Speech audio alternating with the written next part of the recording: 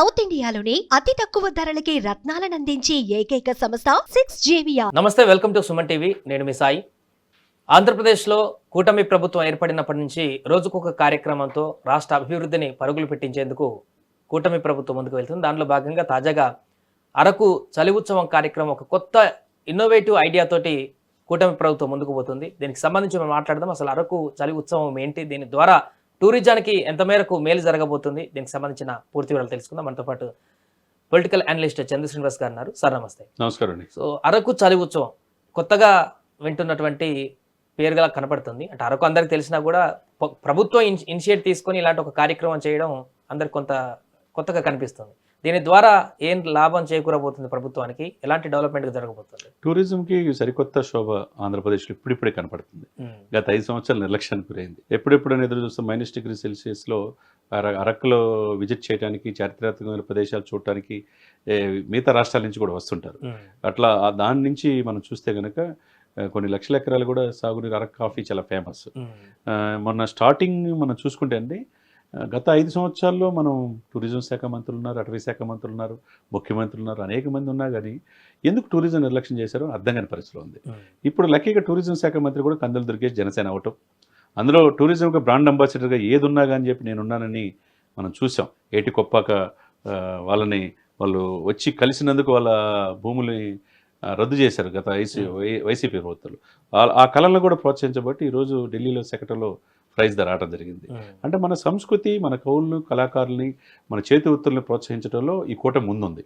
అందులో పవన్ కళ్యాణ్ గారు ముందున్నారు. దాంట్లో భాగంగానే సాయి గారు ఇప్పుడు టీ విత్ డిప్యూటీ సీఎం అని ఒక కార్యక్రమం పెట్టారు. టూరిజంలో భాగంగా ఏదైతే పార్కులు ఉన్నాయో ఆ పార్కులు డెవలప్మెంట్ కోసం. సో ప్రభుత్వం అన్నీ చేయలేదు కదా, ప్రైవేట్ వాళ్ళని టీ విత్ డిప్యూటీ సీఎం అంటే పవన్ గారితో పాల్గొన్న వాళ్ళకి ఆ పార్కుల అభివృద్ధి కూడా సహకరిస్తారు కదా. అట్లా అదొక కార్యక్రమం సక్సెస్గా ముందుకెళ్తుంది. 2 అరకు టీ కూడా, అరకు కాఫీని ఆయన బ్రాండ్ అంబాసిడర్గా పవన్ కళ్యాణ్ గారు ముందుకు తీసుకెళ్తాం. ఎప్పుడు లేని విధంగా విపరీతంగా సేల్స్ పెరిగింది. దానివల్ల రాబడి ప్రభుత్వానికి ఉంటుంది కదండి. ఈ 2 ఒక ఎత్తు అయితే, ఇప్పుడు మీరు అన్నట్టు అరకు చలి ఉత్సవం నిన్న ప్రారంభమైంది. ఫిబ్రవరి 2 దాకా 3 రోజులు రంగరంగ వైభవంగా జరగబోతుంది. ఈ సరికొత్త విధానంగా మనం కూడా ఈ 2 దశాబ్దంలో ఎప్పుడు చూడలేదు. కాబట్టి ఇది పర్యాటకులను ఆకర్షించడానికి కందుల దుర్గేష్ గారు ఒకవైపు, ఆమ్రపాలి తన ఎండి, ఆ డిపార్ట్మెంట్ ఎండి, సిఓ, మేమేమి టూరిజం డెవలప్మెంట్కి ఏం చేస్తున్నాం అనేది ఒకవైపు temple town project, tourism project, తర్వాత ఫుడ్ ప్రాసెసింగ్ యూనిట్స్, ఎట్లయితే తీర ప్రాంతం ఎక్కువ గుజరాత్ తర్వాత ఉంది కాబట్టి విశాఖపట్నం నుంచి అప్ టు తిరుపతి వరకు ఏ విధంగా చేస్తున్నాం అనేది మీటింగ్లు పెట్టి అందరూ కూడా ఆహ్వానిస్తున్నారు. ప్రభుత్వ ప్రైవేట్ భాగస్వామ్యంలో టూరిజం అభివృద్ధికి ఆంధ్రప్రదేశ్లో ఎప్పుడు లేని విధంగా ఒకవైపు అధికారులు, ఒకవైపు సీఎం గారు, డిప్యూటీ సీఎం గారు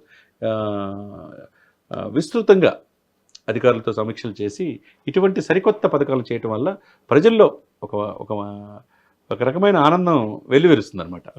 అంటే దీని ద్వారా ప్రభుత్వానికి అంటే పరోక్షంగా కానీ ప్రత్యక్షంగా వచ్చేటువంటి అడ్వాంటేజ్ ఉందా ఇప్పటివరకు, ఇప్పుడు? తప్పకుండా కదండి. ఇప్పుడు హోటల్ ఇండస్ట్రీ పెరుగుతుంది, దానివల్ల ఆదాయం వస్తుంది, తర్వాత మిగతా ఎంప్లాయ్మెంట్ దొరుకుద్ది. 3 రెవెన్యూ సోర్సెస్ అనేది విదేశీ చుట్టుపక్కల మిగతా రాష్ట్రాల నుంచి వస్తే యాత్రికులతో పాటు విదేశీ యాత్రికులు కూడా ఆకర్షించడం వల్ల రాష్ట్ర యొక్క ఇది పేరు మంచిగా వస్తుంది కదా.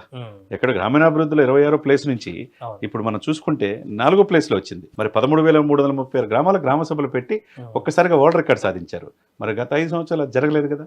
అదేవిధంగా పంచాయతీలకి ఒక వన్నీ తీసుకొచ్చారు కదా, రోడ్లు ఒకవైపు వేస్తున్నారు కదా, మన్యంలో కూడా రోడ్లు వేస్తున్నారంటే మనం ఏ విధంగా చూడాలి అంటే, గత సంవత్సరం వచ్చి 7 దశాబ్దాలు ఎవరు చేయలేని పనులు ఈ కూటమి 164 సీట్లు గెలిపించేదానికి మరింత బాధ్యతతో ఒకవైపు 21 మంది ఎంపీలు, 124 ఎమ్మెల్యేలు అందరూ కూడా తమ వంతు కృషి చేస్తున్నారు. దాంట్లో టూరిజంకి ఒక మహర్దశగానే మనం చూడాలన్నమాట ఇవన్నీ. సో అరకు చలి ఉత్సవం అనేది ఎలాంటి ఉపయోగకరంగా ఉంటుంది ఆ లోకల్ వాళ్ళకి కానీ, టూరిజం డెవలప్మెంట్కి సంబంధించి కానీ ఎలాంటి మార్పు తీసుకురాబోతుంది ఈ ఉత్సవాలంటే? ఎప్పుడు లేని విధంగా ప్రభుత్వంలో ఒక కదలిక.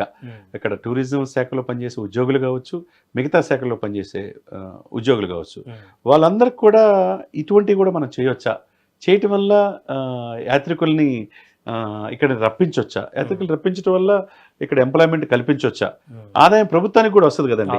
కాబట్టి ఇవన్నీ కూడా ఒక మంచి కార్యక్రమంగా మిగతా రాష్ట్రాలు కూడా ఆదర్శంగా తీసుకునేట్టుగా ఈ కూటమి ప్రభుత్వం చేయటం ఆనందించిన అంశం. ఇంకా ఏమన్నా పెట్టుబడులు పెట్టేటువంటి అవకాశం చూడొచ్చా అక్కడ అరకు టూరిజం ప్లేస్లో ఈ ఉత్సవాలతో పాటుగా భవిష్యత్తులో ఇంకేమైనా? తప్పకుండా ఉంది. ఆ దిశగా కూడా టెంపుల్ టూరిజంతో పాటు ఈ అటవీలో పెరిగే అనేక రకమైన వస్తువులు ఉంటాయి. దాన్ని మార్కెటింగ్ తీసుకురావడానికి అటవీ శాఖ కూడా ముందుకెళ్తున్నారు అనమాట. గత ప్రభుత్వం నిర్లక్ష్యానికి గురి చేసిన ఈ అటవీ శాఖని, ఈ పర్యాటక శాఖని ఈ ప్రభుత్వం ప్రజలకు మరింత చెరువు తీసుకొచ్చేట్టుగా చేయటం వల్ల పెట్టుబడులు పెట్టడానికి కూడా గతంలో వెనకబడి వేరే రాష్ట్రాలు వెళ్ళిపోయిన వాళ్ళు కూడా ఇప్పుడు వచ్చి మేము పెట్టుబడి పెడతాం, మేము హోటల్ ఇండస్ట్రీ పెడతాం, మేము టూరిజం అభివృద్ధి కోసం మా కోసం పనిచేస్తాం, మాకు రాయితీలు కల్పించండి, సింగిల్ విండో సిస్టమ్ తీసుకురండి, ఈజ్ అండ్ డూయింగ్ బిజినెస్ వల్ల మేము కూడా మీకు రాష్ట్ర అభివృద్ధిలో భాగస్వామ్యం అవుతామని చెప్పి పారిశ్రామికవేత్తలు కూడా ఆంధ్రప్రదేశ్ వైపు చూసే పరిస్థితి ఇప్పుడు మనం చూస్తున్నాం. సో ఇప్పుడు అరకు చలి ఉత్సవాలతో పాటుగా ఇంకా రాష్ట్రంలో ఉన్నటువంటి మిగతా చాలా టూరిజం ప్లేసెస్ ఉన్నాయి, వాటికి సంబంధించి కూడా ముందడుగు పడేటువంటి అవకాశాలు చూడండి. తప్పకుండా ఉంటుంది. ఎందుకంటే తలకొన్న కూడా చూడు మన షూటింగ్ జరుగుతుంటే, మారేడుమిల్లి చూడండి, ప్రముఖ పుష్ప సినిమాలు లాంటి చాలా చాలా సినిమాలు కూడా ఇక్కడికి వచ్చి మారేడుమిల్లి ఫారెస్ట్ ఏరియాలో చేస్తున్నారు. ఇక గోదావరి జిల్లాలో అందాలకి మన కొదవే లేదు. కొబ్బరి తోటలు కావచ్చు, గోదావరి నది షూటింగ్ స్పాట్లు ఉన్నాయి, భవానీ ఐలాండ్ విజయవాడ గుంటూరు మధ్య ఉన్నది. ఇక అనేక రకాలుగా ఇక్కడ తెలంగాణ హైదరాబాద్తో పాటు అటు విశాఖపట్నం ఉంది. టెంపుల్ టూరిజం ప్రాజెక్టు అనేక పుణ్యక్షేత్రాలు ఆంధ్రప్రదేశ్లో ఉన్నాయి, అది ఉపయోగించుకోవచ్చు. పర్యాటక కేంద్రాలు, జలాశయాలు ఉన్నాయి, ఆ విధంగా ఉపయోగించుకోవచ్చు. అనేక యూనివర్సిటీలు, మెడికల్ కాలేజీలు ఉన్నాయి. లొకేషన్స్ చాలా బ్యూటిఫుల్గా ఆంధ్రప్రదేశ్లో తీర ప్రాంతం, సముద్ర తీర ప్రాంతం ఎక్కువ ఉంది. కాబట్టి ఇది తీర ప్రాంతంలో కూడా షూటింగ్ చేసుకునే అవకాశం ఆంధ్రప్రదేశ్కే ఎక్కువ మిగతా రాష్ట్రాలతో పోలిస్తే. గుజరాత్ తర్వాత ఈ దేశంలో 974 కిలోమీటర్ తీర ప్రాంతం ఉంది. ఇవన్నీ కూడా సినిమాలు షూటింగ్ చేసుకుని దాని ద్వారా ఆంధ్రప్రదేశ్ ప్రభుత్వానికి ఆదాయం వచ్చే అవకాశాలు స్పష్టంగా ఉన్నాయి. Right sir. అది మొత్తానికి అరకు చలి ఉత్సవాల కార్యక్రమంతో టూరిజానికి మరింత వన్నె తెచ్చేందుకు కూటమి ప్రభుత్వం ఒక అడుగు ముందడుగు వేస్తుంది. దీని ద్వారా టూరిజాన్ని మరింత డెవలప్ చేయడమే కాకుండా అరకులో ఉన్నటువంటి అందాలని ప్రజలందరికీ చేరువ చేసేటువంటి విధంగా అవగాహన కల్పించేటువంటి కార్యక్రమం అయితే కొనసాగుతుంది. సుమన్ టీవీలో మీ పర్సనల్ అండ్ బిజినెస్ ప్రమోషన్స్ కోసం కింది నెంబర్కి కాంటాక్ట్ చేయండి.